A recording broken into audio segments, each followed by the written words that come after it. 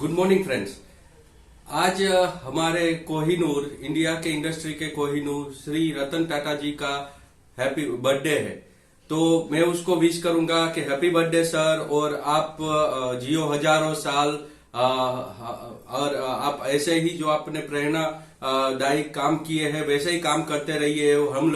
हम जैसे लोगों को आप प्रेरणा दीजिए। दोस्तों, आज उनके बर्थडे पे एक उसका एक जो सोच है, उसका एक विचार है, उसको मैं शेयर करूंगा जो शायद आपको भी अच्छा लगेगा और आप भी उससे थोड़ा मोटिवेट हो सकते हैं। मैं उनका जीवन चरित्र अभी पढ़ रहा हूं, तो मेरे को उसमें से एक विचार उसका मिला है जो मैं आपसे शेयर करना चाहूंगा आज उसके बर्थडे पे। उन्होंने बताया था कि अगर आप अपनी इंडस्ट्री में पहले 3 में से नहीं है, मतलब कि आप जो भी काम कर रहे हैं, जहां पे भी जो भी कर रहे हैं, उसमें पहले 3, वर्ल्ड में पहले 3 में अगर आप नहीं है तो आपको गंभीर तरह से सोचना पड़ेगा कि आप उसमें क्यों नहीं है। आपको उसमें क्यों नहीं है उसका तरीका ढूंढना पड़ेगा। उसके आगे उसमें 3 में आने के लिए आपको कुछ काम करना पड़ेगा, डेली बेस पे कुछ करना पड़ेगा।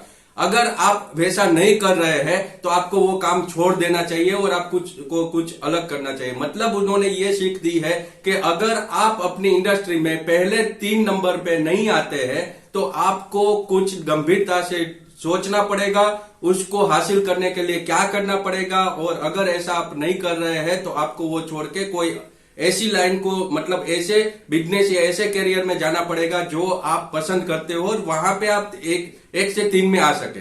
तो यही सोच उसकी बड़ी थी और इसीलिए उन्होंने आज इतने सारे बिजनेस कर लिए। आज भी वो बहुत सारे मेरे जैसे लोगों के प्रेरणा मूर्ति है और वो लाखों साल तक जिए, ऐसी मेरी शुभकामनाएं उसके बर्थडे पे। थैंक यू वेरी मच दोस्तों, हैव ए नाइस डे।